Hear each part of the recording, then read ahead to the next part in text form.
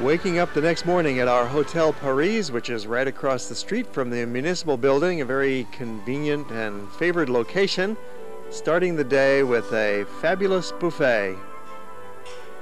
The Paris Cafe is also one of the gathering spots of town, and it too is built and designed in the Art Nouveau fashion from the turn of the century. Generous buffet breakfast is typical of what you find in Central Europe and Germany and Amsterdam as we've traveled from London to Prague by train on our tour with the Hawaii Geographic Society. You're watching World Traveler. It was photographed during our regular tours of Europe. These trips are always open to the public, and we'll display our phone number a little later in the program if you'd like to call for some information about the trips and activities of the Hawaii Geographic Society. The Paris Hotel is a certified historic landmark of town. Even the staircases are done in the Art Nouveau style with stained glass in the stairwells. What a spot. And it's so convenient, it's only about 5 or 6 blocks from the Old Town Square. And there's a metro station just 1 block away, which is a handy way to get around town. We'll take you on a ride later in the program. Just looking at the surroundings of our hotel, again, the Municipal House right across the street. It's built on the site of the former Royal Court Palace that was constructed in 1383, and right after Charles IV. The son of Charles IV lived in a palace here.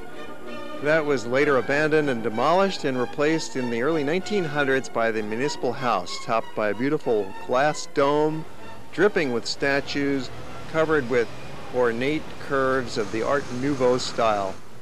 There's even a touch of a Gothic pitched roof among the many other architectural symbols of the building. There's a tram line that runs right behind the Municipal House. Also, the subway stop is right there. So this is very much a focal point of town. The Municipal House is the main concert hall of the city as well. Next to it is the Powder Tower. It's actually physically connected. It's a surviving Gothic remnant of the old palace and the medieval wall that went around the town. First built from the year 1475, it's still standing today, surrounded by the more modern buildings. Here you see a diagram of how it would have functioned as part of the wall of the city. The wall was an important feature of a medieval town, for it protected the residents from invasion from the outside and enabled the town to grow up in a cohesive architectural whole. That's one of the reasons why Prague today is so well preserved. It had been surrounded by a medieval wall. Not only kept out the foreign invaders, it's kept out the subsequent modernization of the 19th and 20th century, so that the town we see today is like stepping back in time maybe 300-400 years. At that time, just after 1650, a large number of Italian architects and artists and craftsmen who were trained in the refined school of the Baroque came north from Italy to Prague and helped design the beautiful city we see today. And so for 400 years, these outdoor markets have been thriving. The Estates Theater is the musical landmark of the city, for here is where Mozart's Don Giovanni had his world premiere. Mozart himself was living nearby and composed most of Don Giovanni in Prague itself. He was also at the baton personally conducting in October 1787 when Don Giovanni premiered. The Marriage of Figaro also premiered here, and the Mozart movie Amadeus was filmed partly inside the Estates Theater, directed by Milos Forman, a Czech filmmaker. There's a lot of contemporary shops nearby. Marks & Spencer, a big department store. Bohemian Crystal is one of the values that you might be shopping when you're in Prague, as well as their wonderful ceramics and dinner sets. Looks like a Delft blue set from Holland, but this is in the Czech style. Famous for their ceramics, their silver, and their crystal. We'll continue with our history lesson over lunch at Vinarna. This is a classic little local restaurant, slightly out of the way. You can have your pork and dumplings here. Lunch will cost you only about $4. For another $1, you can have some Czech beer. It's a great spot. It's located just south of the Old Town Square. You can find it in that little maze of alleyways. The time of Mozart was the time of the Baroque period. sort of the height of Baroque culture in the Prague area. This was the time of the Empress Maria Theresa and the Habsburgs. Many of the buildings that we see today in Prague were constructed during the late 1700s. There's also a very modern, cutting-edge, contemporary art scene going on in Prague today. There's poets, there's theater, there's filmmakers, actors, directors, sculptors, and painters. It's very much a vibrant intellectual center today, just as it really always has been throughout its history. And that history has been physically preserved for us in the shape of its buildings. As you can see here, there's some renovations going on. Most of the city has already been renovated. The work is done, but here and there you'll see buildings under reconstruction. In some cases, they preserved the facades and entirely rebuilt the interiors. So there are a lot of modern shops and conveniences, and there's also several gambling halls. The Information Center is a good spot to go if you're looking for theater tickets or a cheap place to stay, or perhaps just a city tour, or if you just want to find out what's going on in town today. You can buy guidebooks or city maps, get your bearings. When you get hungry in the middle of the day, you can skip a restaurant and head right for one of the street markets. Here you can stock up on snacks, get some bananas or apples, nuts, breads, cheeses. You can even buy some inexpensive souvenirs or clothing at the sidewalk markets. It's a nice place to mingle with the local folks because that's who they're primarily designed for. And you'll find them scattered around town, often near a metro station. They also have some very modern stores in Prague. There's modern supermarkets. First-class Western goods are available for sale here. There's been a real revolution in retailing in the last 10 years. We'll talk some about the modernization of Prague and how it's changed radically since 1989. We're going to tell you more of the history of Prague later in the program when we take a boat ride with our local guide, and she'll fill you in from more of the local perspective. Here's a different kind of souvenir you could bring home, some medieval armor in a shop in the old town. And then there's another kind of history that you can go visit here. It's in the National Museum. It's a grand edifice at the top of Wenceslas Square, and it's a museum of natural history, anthropology, geology, archaeology. It's quite a hodgepodge, and it's a fantastic building. In fact, the building more or less overshadows the contents. The National Museum is worth taking a look at just for the interior alone, and it's pretty conveniently located right there on Wenceslas Square. When you enter the lobby, you've got to be impressed by this amazing neo-Renaissance structure. It's kind of a cross between the Florentine Renaissance and the Bohemian Baroque. And here's the Grand Hall, the Pantheon of Heroes of Bohemia in the lobby, and then we go on into the exhibits, and here you'll find numerous stuffed animals from all over the kingdom.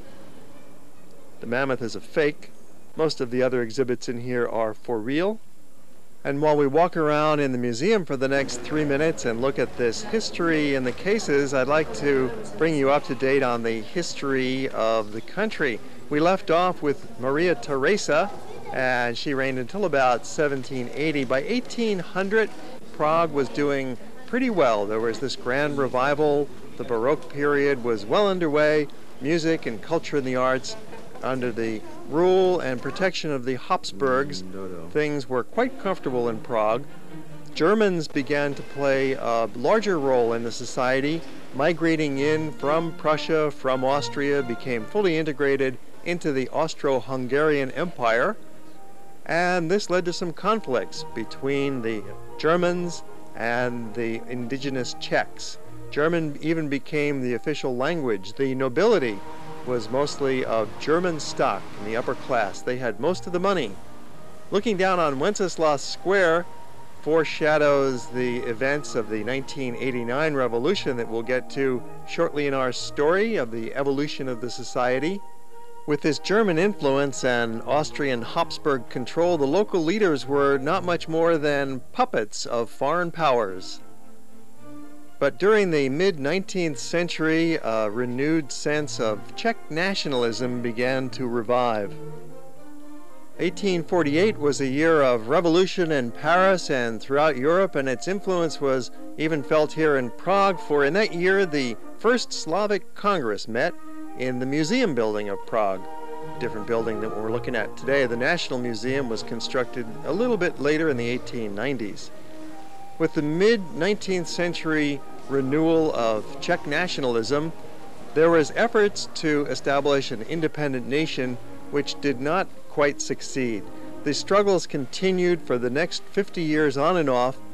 There were some small cultural victories, such as the opening of this museum in 1893, which helped to revive the spirit of a bohemian identity.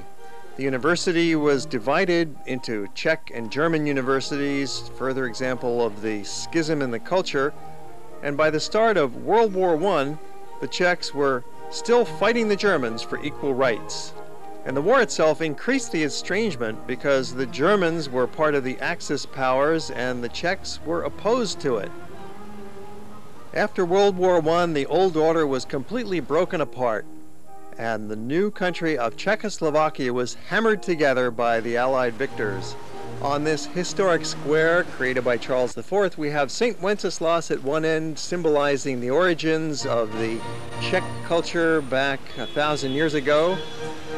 And we also see the other end of Czech history on the square, and that is modern Prague today, on the cutting edge of fashions, technology, and the modern life. Wenceslas Square summarizes it all, and it was particularly famous for the uprisings in 1989, which saw the vast demonstrations that led to the end of the Soviet rule. Among other attractions on the square is a casino and the famous Hotel Europa. This is an Art Nouveau masterpiece constructed about 100 years ago. Has a grand dining room. There's a cafe that's very popular even today with the locals and intellectuals and tourists. It's a decent place to stay. It's a little bit run down, but a good value for your dollar, and it's very centrally located right here on busy Wenceslas Square. A lot of sidewalk markets can be found here. Perfect spot to buy your souvenir, a beer stein. What could better sum up Prague than a good tankard of beer? You can also grab a quick hot dog on a bun on the run, ice creams, snacks, wide pedestrian mall from Wenceslas Square. There's some busy streets in the neighborhood as well. And from here you can get just about anywhere, either on foot or by mass transit. So let's take you on a ride in the Prague subway. The metro was constructed from 1967 by the Soviets. It's one of the examples here of Soviet efficiency and modernization. You buy your ticket first and then you have to stamp it. If you don't cancel the ticket before you get on the train, you don't have a valid ticket and you can be subject to a large fine. So it's not enough to just buy a ticket and walk through the turnstile. You stamp it, then you ride down the escalators to the platforms, and these modern trains will arrive and whisk you away. There's 3 lines in the Prague Metro. They have 41 stations, so it's really quite convenient for getting around town quickly. Especially handy for us since our hotel is only 1 block from the Náměstí station. And you can connect with the surface trams or buses, but in most cases you'll find that you can just simply walk once you get out of the metro, because Prague itself is fairly compact and the signs give you the directions of which way to go. Now we find ourselves back here in the heart of town at the Charles Bridge. We're on the Charles Bridge, one of the main highlights of Prague. It's always a parade and a circus in the streets here on the Charles Bridge in Prague. We spent some time on the Charles Bridge in our previous episode on Prague. Hope you were tuned in to World Traveler for that segment.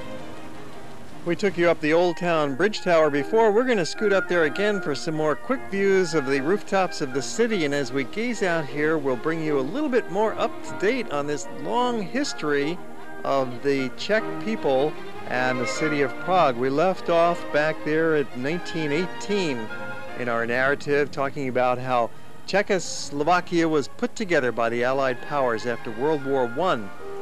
It was an odd coupling that finally broke apart in 1992, for it was just not meant to happen. The people of Slovakia And the people of the Czech area are two different cultures, and they never really belonged together under one roof, as it were.